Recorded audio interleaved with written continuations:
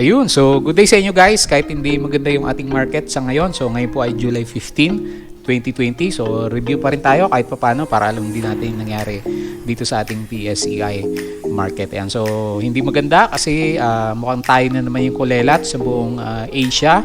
So nag-loss po ang ating index ng negative 2.53% at mukhang magre-retest nga tayo sa around 6,000 level ng ating PSEI index. So ito po yung mga top trendings natin, si dito APBI, MRC, Merimart, TVGI, Holcim, GMA7, Macro Asia, Surtec at ang ating PSEI index. Okay, so bago tayo magpatuloy guys, pakibasa po as usual yung ating disclaimer. At doon sa mga bago nating kasama, please don't forget to subscribe dito sa ating Palabi Trader na YouTube channel para updated ka doon sa mga daily po na nire-review natin dito sa ating stock market at yung mga nilalagay natin na vlogs na pwedeng makatulong sa mga kasama natin sa stock market. So sa ngayon, napakahalaga, i-manage mo po yung risk. So alam mo naman, pabagsak yung market. So baka pwedeng iwas-iwas muna sa trading or kung meron kang hawak dyan, di panoorin mo muna kung anong nangyari sa kanya at lagi mong gamitin yung reward-risk ratio natin para hindi po tayo maipit ng ganong katagal sa mga stocks na hawak po natin. Okay, at dun sa mga kasama natin na hindi pa rin masyadong marunong sa technical analysis, so pwede tayong mag-usap dito sa ating Facebook account na Palabi Trader. So tingnan nyo din kung ano yung mga pinopost natin at yung mga reply ng mga kasama po natin dito sa ating Facebook account at dito sa ating Facebook page. So nag-update din tayo dito paminsan-minsan. At sa mga news naman, kung talagang mahilig ka sa news, kagaya ko po, follow mo lang ako dito sa aking Twitter account naman. Ayan. So, iwas muna tayo sa ABS-CBN or sa mga stocks na related po sa ating mga oligarchs kasi mainit po si President Duterte sa kanila sa ngayon na naman. Ayan. So, hindi maganda pa rin yung ating market, no? So, punta tayo dito sa ating PSEI market. So, yun nga. At mukhang na-break pa natin yung previous support natin na 6,000 around 6,030. So, nasa baba na tayo guys. So, breakdown na yan. Actually, dito sa area na to yung medyo malakas ng support, 6,100. So, wala tayong magawa kundi sundan ang ating downtrending na PSEI index. So, ang dami ng blue chips na nagbumura na naman yung kanilang halaga. So, meron na tayong clear na direction na pabagsak talaga yung ating market kasi meron ka ng high, lower highs, and then low, low, lower low, and then naghahanap siya ng additional na lower low naman. So, napakalaki yung chance na mag-oversold na naman itong si PSEI index kasi medyo mataas din yung yung down natin yung araw na to, nag-loss tayo ng negative 2.53%. So makita mo dito sa ating MACD is talagang padaos-dos kasi yung blue line is lagi nasa baba ng ating red line. Ayan. So pwede naman magpahinga muna kung nakaka-loss ka na dun sa mga hawak mo na stocks kasi naghahanap pa rin ng support itong si PSEI index. So bababa na tayo. So, ang sabi ng broker natin is around 5,800 or 5,400 na retest dito sa ating market. Pero sa ngayon, yung pinakamalapit na support natin is around 5,940. So, exaggerated ba yung pagbagsak ng ating market? Tingnan natin dito sa kanyang 5-minute chart. So, wala namang magic closing dito sa ating chart. So, valid na breakdown po ng price or rather ng ating index kasi tuloy-tuloy po na nagkaroon ng malalakas na selling volume dito sa ating PSEI market. So, hindi maganda yung nangyayari, no? So, pagdating sa net foreign selling, so, malaki na naman, negative 1.65 billion. So, wala tayong aasahan at halos 2 weeks na puro selling po yung ating market. So, talagang babagsak pa rin po itong si PSEI market. Kaya lagi natin sinasabi, i-manage po yung risk mo or kung long term ka naman, ito yung mga panahon na talagang hahawakan mo yung mga stocks mo kahit medyo malaki po yung loss na nakikita mo. So, ang laki niyan guys, negative 2.53%. So, kanina tumitingin ako dito sa world indices. Okay naman pagdating sa world indices. Kaya nga dito sa Facebook account natin, nag-post tayo kanina. Nag-aantay tayo ng konting bounce sa PSEI pero opposite po yung nangyari kasi yung Dow Jones nga natin, nag-gain siya kahapon ng 2.13%. Tapos sa ngayon, yung futures nila is maganda na naman. So nag-aalisan na siguro yung mga foreigners sa PSEI market para pumunta po dito sa US market kasi mas maganda po yung kanilang market sa ngayon. So, makita mo overall, mukhang singled out si PSE kasi tayo lang yung loss ng more than 2%. So, meron din sa China, negative 1.87%. Pero hindi kasing grabe po nang nangyari sa Philippine market. So mamayang gabi, expectation natin is maganda yung US. Pero pagdating dito sa PSEI market natin is hindi pa rin maganda. So bakit laging ganyan yung nangyari dito sa ating market? Kasi matunog na po yung yung mga news. So according sa pala, some areas to go back to stricter lockdown. So very bad news nga yan para sa economy natin.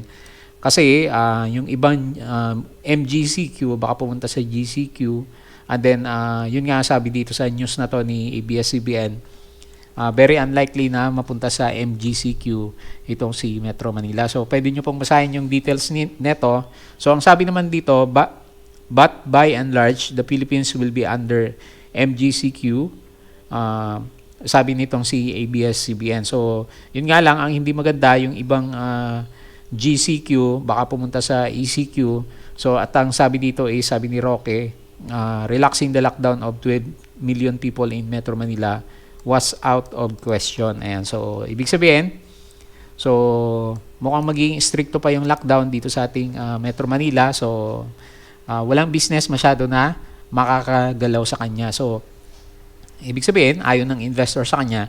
Kaya ganyan po, tinatapon po yung mga stocks natin sa ngayon. So ang dami na pong blue chips dyan na talagang bumabalik na ulit yung mga levels nila dito sa pre-pandemic level natin. So hindi maganda yan. So malaki kasi yung chance na magtuloy-tuloy po yung recession na nangyayari po sa Pilipinas. So sana naman hindi mangyari, no? Pero pag lagi kasi naka-GCQ yung Metro Manila, aasahan mo marami pong company ang malulugi na talaga sa kanya. So sa ngayon pa nga lang, 'di ba? Usong-uso na ang recession sa Philippine natin. Ayan. So wala tayong asahan. So mag-aantay lang tayo dito sa mga support areas kung meron pa mga bounce na pwedeng mangyari dito sa ating market. Pero overall hindi maganda. Lalong-lalo na si President Duterte is galit pa rin po dun sa ating ABS-CBN at yung mga oligarchs po natin. Ayan. So, hindi natin alam kung anong kahinatnan ng ating market sa ngayon kasi puro bad news po. So, around the corner naman, merong mga news. So, kaya nga nag-spike din itong si US market, di ba? Yung mga vaccine. So, marami na pong vaccine trials ang pumapasa sa kanyang mga initial trials. So, sabi nila nakapag-develop daw ng antibodies yung nalalagyan ng mga injections. Kaya very optimistic po sa US market. Pero sa Philippine market, hindi sila optimistic kasi sarado pa rin po yung ating mga business establishments sa ngayon. Okay? So, yun po yung overall na nangyari dito sa ating market. So, pasyalan natin yung mga top trending stocks na natin. So, patuloy pa rin ang pagdos-dos ng price ni dito. Sumasabay din sa ating PSEM market. So, malaki din, no? Negative 3.79%. So, medyo bumagsak na siya dito sa around, sabi natin, 2.85 or 2.8 na support. So, kung medyo stricto ka sa kanya sa support area, dapat dito, medyo may cut loss ka na sa kanya sa around 2.88, 2.85 kasi breakdown po ulit yan ng prices. So, makita mo naman dito, nag-try siyang bumalik, pero naging resistance po yung ating MA9. So, ibig sabihin, meron pang expectation tayo na babagsak po yung prices nitong si dito natin. Lalong-lalo na yung market economy po natin is hindi po maganda. So, yung RSI is below 50 at high chance na pupunta sa oversold level. Ganun din po ang pinapakita ng ating MACD. Yung blue line is nasa ilalim po ng ating red line. So, meron news kanina, kinonfirm naman ni Dennis Uy. So, wala daw siyang balak na kuhanin yung ABS-CBN frequency. Sinabi po ni Mr. Dennis Uy na hindi po totoo yung rumors na ito nga pong hindi nakuhang frequency ng ABS-CBN is wala po siyang interest. So, siya na mismo po yung nagsabi at doon sa mga Ditonatics natin na wala po siyang balak kuhanin yung frequency ng ABS-CBN. So, basahin niyo po itong news na to. Ito po yung title niya para mas malaman niyo po yung mga detalye kung ano yung mga sinabi dito ni Mr. Dennis Uy. So, dahil walang optimism dito sa ating market at wala ding optimism sa stock natin yung si dito, so no way but to retest po yung mga supports natin. So breakdown na yan guys ha. So bumalik na siya dito sa kung magdo-drawing ka ng box, kung Darbas box yung gusto mo sa kanya, kasi kung stricto ka, pasok na ulit siya dito sa loob ng ating Darbas box naman. Kaya nga sabi natin, hanggat hindi maganda yung overall sentiment sa market, maglalaro dito sa bagong box area itong si dito naman natin. So makita mo puro selling din yung nangyari po sa kanya. Ayan. So gauge mo na lang dito is yung ating 9-day moving average, or kung gusto mo mag-drawing ka ng descending trend line sa kanya. At yun pa lang yung nado-drawing natin na trend line sa kanya nung nakaraan. Makita mo dito very clear breakdown na po siya ng kanyang prices. So pa downtrend na tong si dito natin ha. So kung trader ka, bantayin mo na maigi yung mga cut loss points mo sa kanya, kasi high chance magre-retest dito sa next support po itong si dito natin. Okay, so yan po muna yung nakita natin sa kanya, APBI. So nag-loss lang siya ng negative 0.58%. So kahit paano meron ng volume na sumalo dito kay APBI. So may balak kaya silang i-bounce ulit itong si APBI. So sa ngayon, nagkaroon na siya ng retest ulit dito sa pinaka-low natin nung nakaraan, around 17.26 pesos. So meron ba tayong makikita sa kanya kung sakali mag-drawing tayo ng Fibonacci? So hanapin natin yung kanyang previous offer price na around 10 pesos, and then sukatin natin yung kanyang Fibonacci level kung nasaan na siya sa ngayon. So mukhang nasa baba na siya, no? Kahit dito yung gagamitin nating reference, makita mo dito nasa baba na siya ng 0.786 na Fibonacci level natin. So hindi maganda, no? Pero sa ngayon, kung trend lines lang yung pag-uusapan, downtrend pa rin naman itong si APBI. Kaya nga lang, medyo maganda po yung candle na yan at meron siyang kasamang volume. So actually, trinay siyang pataasin. Tingnan natin sa 5-minute chart. So muntik na siya maka-breakout dito sa ating MA100. Yun nga lang, nagkaroon siya ng doji, kaya nagkatakutan at nagbentahan na nga po sila. So ito pala yung kanyang yung kanyang opening price is binagsak siya, and then nagkaroon siya ng rebound. Ang laki din ng rebound niya, 14.9%. Kung nakasalo ka or kung dito sa may breakout, maliit lang. So more than 6% yung pwede mong nakuha sa kanya. Pero yun nga, masyadong mabilis yung buhusan sa kanya. Makita mo sa 5-minute chart, ang laki ng buhos na to ng candles. So more or less break even ka din lang kung nakapasok ka dito kay APBI. Pero kahit pa paano, yung kandilang pinapakita niya is meron siyang resistance sa pagbaba ng kanyang prices. So tingnan natin bukas kung magiging successful yung mga traders natin dito kay APBI, kasi kahit pa paano meron siyang nag-stop na candle dito. So maganda, isa pang retest, doji naman yung abangan natin sa kanya para medyo mas maganda yung confirmation na medyo ito na yung isa sa mga bottom po ni APBI. Pero sa ngayon, still falling knife itong si APBI, kita mo naman. So wala pa rin nagigain sa kanya hanggang sa ngayon, kahit medyo malakas po yung volume niya ngayong araw na to. So loss siya, negative 0.58%. So mag-drawing ka lang ng trend line sa kanya. Kung nagbabalak kang sumakay, antay mo muna magkaroon siya ng breakout dito sa descending trend lines na pwede po nating maiguhit naman sa kanya. Okay? So hindi maganda si APBI. Next po natin si MRC. Ayun. So ito yung sinasabi natin guys ha.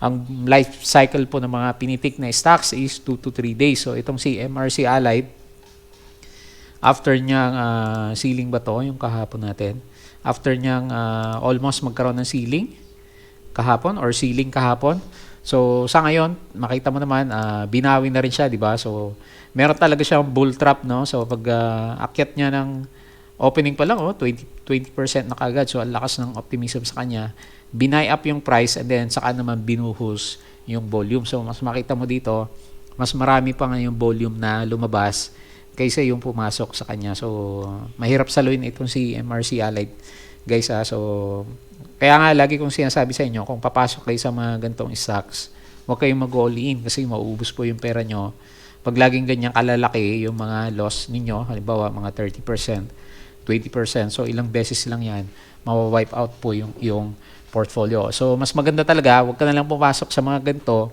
kung hindi ka naman nakasalo dito sa may bandang baba. So kung nagbabakasakali ka dito sa 50%, tingnan natin yung kanyang opening. kung gaano katagal. So makita mo naman guys, di ba? Ito yung closing natin kahapon.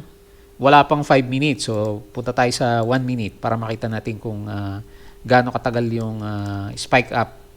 So saglit lang. So 1 minute chart. So after 2 minutes, binenta na itong si MRC. So nagkaroon din siya ng konting rebound.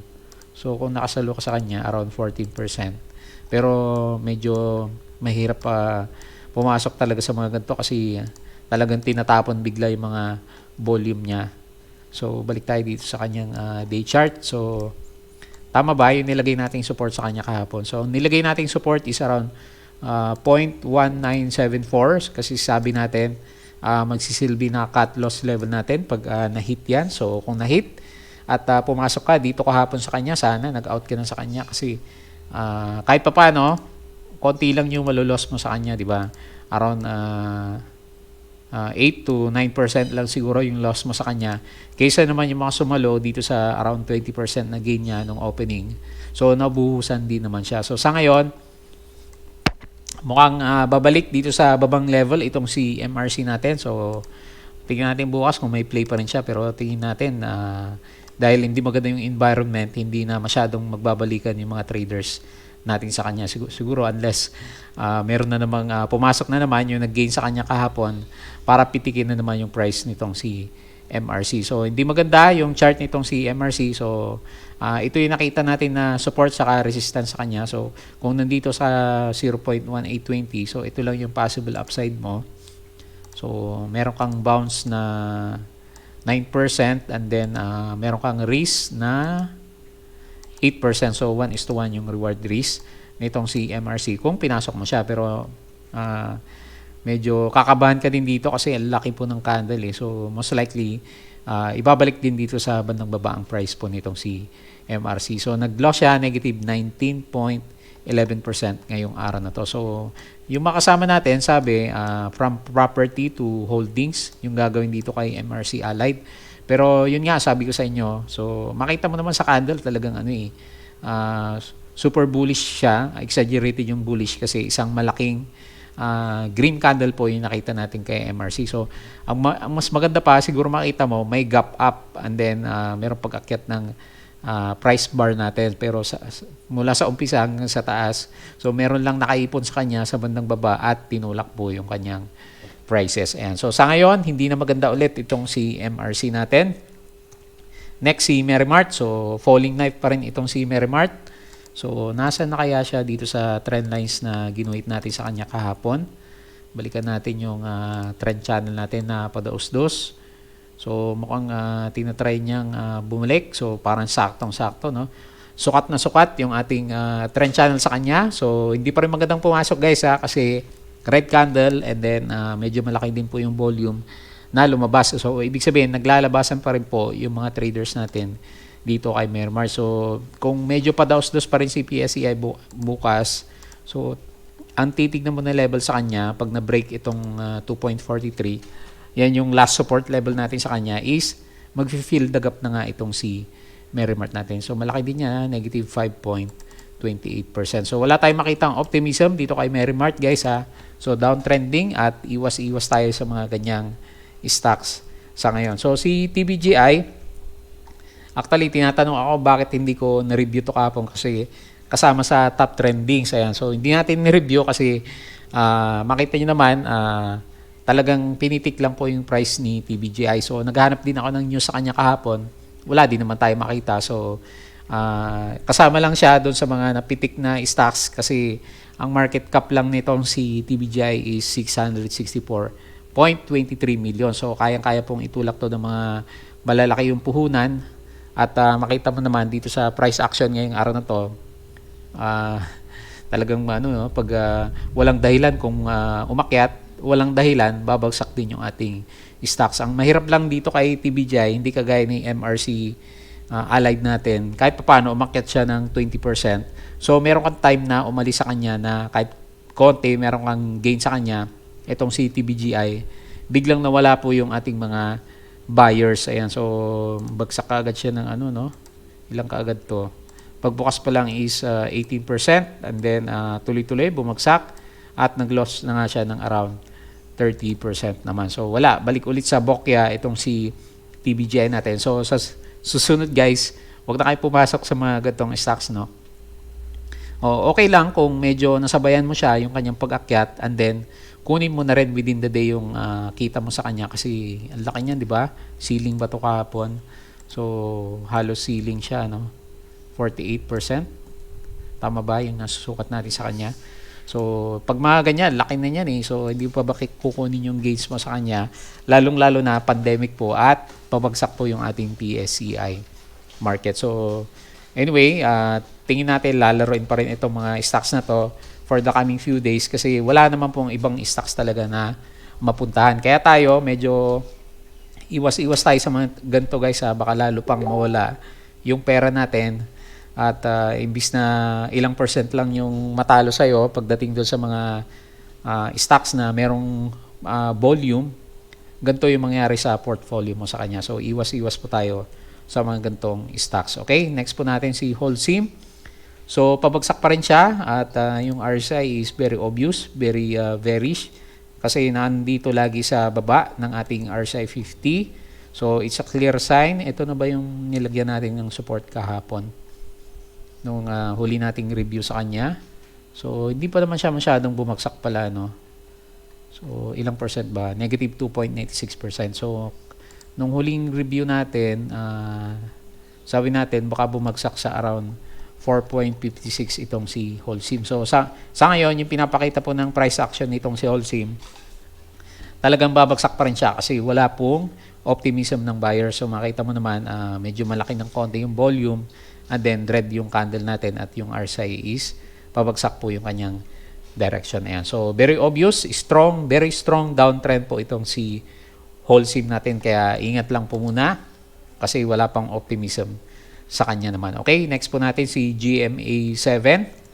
So hindi nang materialize yung pinag-usapan natin kahapon. So ang iniisip ko kahapon sa kanya, so meron siyang kaunting bounce dito sa 0.786 pero yun nga, pagbukas pa lang niya is malapit na kaagad dito yung kanyang price. So nagkaroon siya kaagad ng drop down. And then pagdating ng hapon, tuloy-tuloy na nga yung pagbagsak niya. At nagkaroon ng retest dito sa around 5.2 dito sa ating MA20. So hindi rin maganda kasi nag-loss siya, negative 7.11%. So sa ngayon, hindi pa rin maganda yung candles, no? So hindi pa rin magandang sakyan itong si GMA7. Pero ang maganda lang na nangyari sa kanya, nag-normalize na po yung price nitong si GMA7. So, sabi natin yung fair value sa kanya ni CUL Financial is around 4.8 pesos ba? So, medyo malapit na yan, di ba? Kung pupunta ka doon sa fair value mo, around 8% na lang yung kanilang gap. So, tingin natin, nasa magandang price level na itong si GMA7 sa ngayon.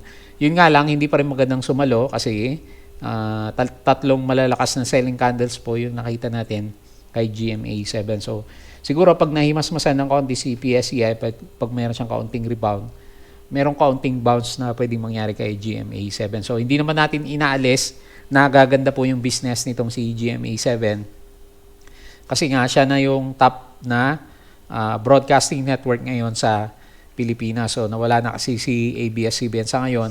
Meron pa rin naman siya mga digital platforms pero pagdating sa mga TV advertising, so mas kikita po itong si GMA7 natin. So, tingin natin na sa isang magandang price level sa ngayon itong si GMA7. Pero hindi pa natin sinasabi na pwedeng bumili sa kanya kasi wala namang buying candle na pwede po tayong makita. Okay, so next natin, Macro Asia.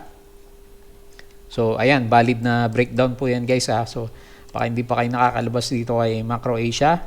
So, sinundan niya, nagkaroon siya ng confirmation na breakdown na nga po itong si Macro Asia. So, mukhang apektado talaga na malaki itong si Macro Asia kasi kung merong mga lockdowns na mangyari na naman sa Pilipinas, so most likely, hindi masyadong kikita yung mga flights ni Cebu Pacific, ni na Philippine Airlines kasi nasa lockdown pa rin yung karamihan ng ating mga businesses or yung mga lugar. So, walang masyadong magbabiyahe gamit po yung ating mga eroplano naman. Ayan. So, sa ganyan, kaya bumabagsak po yung ating price dito naman sa kay Macro Asia. So naghahanap siya ng support. So medyo strong support yung current price natin na 5.26. So hopefully hindi siya ma-break.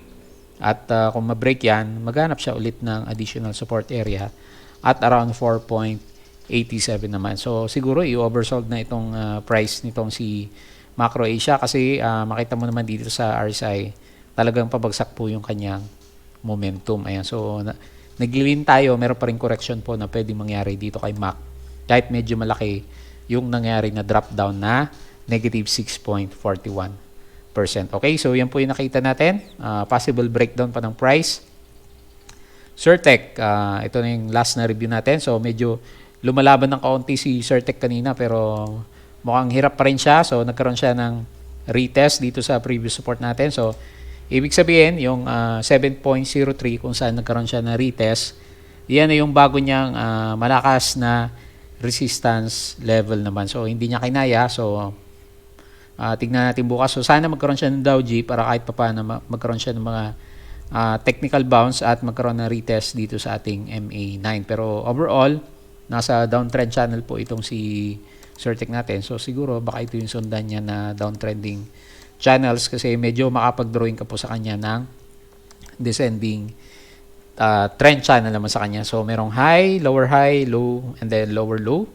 So, maghanap ulit siya ng susunod na support level. So, pwede. Ito yung current support level niya pero based sa usapan natin kahapon, ang isang nakikita natin na pwede nang i-gap or i-fill the gap is around 6.19 pesos naman. So, nandito na siya sa malapit sa ating oversold level. So, malapit na siya mag-below over dito sa 30 RSI 30 level naman. So, hindi maganda at most likely babagsak pa nga siya kasi yung pinapakita ng ating MACD, yung blue line is nasa ilalim po ng ating red line. Ayan. So, yan yung mga review natin. So, hindi talaga maganda sa Philippine market sa ngayon at mukhang ang nakikinabang sa ngayon is yung ating foreigners kasi lahat po sila is kulay green. So, nag-alisan na talaga yung mga investors sa Pilipinas at siguro pumunta na dito sa mga international market. So, refresh natin itong si Yahoo Finance. So, laki guys, 1.6%. So, siguro merong isang malaking news na lumalabas na naman sa ngayon. Kaya very optimistic po itong si Dow Futures natin. Ayan. So, pagdating naman sa Philippine market, ang makikita na lang natin na makakatulong talaga dito sa ating mga lockdowns is yun nga, magkaroon na po ng isang vaccine na makakasog po talaga dun sa coronavirus. Kasi yung government natin, ang talagang mandate nila sa ngayon is lockdown pag medyo marami pong COVID cases sa isang lugar. Ayan. So, alam naman natin, pag naka-lockdown, walang business. So, walang business, walang kita, bababa yung earnings ng ating mga stock. So parang ghost month na, no? Nasa July pa lang tayo at hindi na maganda ulit yung ating market. So yun yung mga review natin ngayong araw na to. So as usual, don't forget to subscribe dito sa ating Palabi Trader na YouTube channel. Add mo lang ako dito or follow mo lang ako dito sa aking Facebook account. So usap lang tayo. Mamaya babalikan ko yung mga comments nyo dito at saka mga questions nyo kasi kanina medyo busy tayo at follow mo lang din ako dito sa aking Palabi Trader na Facebook page naman. Ayan. So, and then sa Twitter account pala natin para updated ka sa mga news na nire-retweet po natin. So, sa ngayon, wala tayong magawa. Di mag-aral na lang tayo ng charting natin para sa susunod. Yung mga mali na nagagawa natin sa ngayon is hindi na natin siya masyadong mauulit pa sa mga susunod na magkaroon ng breakdown ng prices. So, wag naman masyadong negative dito sa ating market. Sabi nga natin, ang iniisip ko naman lagi guys, halimbawa bumaba yung laman ng portfolio ko kasi pabagsak ng pabagsak, di ba?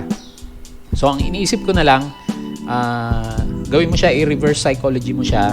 Isipin mo, pag nagkaroon ng optimism sa market, so malaki yung chance na makakabawi ka sa kanya kasi pabagsak yung ating market, di ba? So, pag tumaas naman yan, so, di ba, nung huli naman, kahit anong stocks, pag umakyat talaga si PSEI, iaangat naman niya. So, sasabay ka lang dun sa mga stocks na meron po magagandang setup naman. Ayan. So, yun yung mga review natin yung araw na to. So, yun lang guys.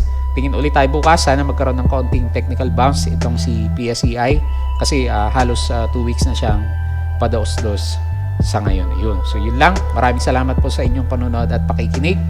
Kita po ulit tayo bukas.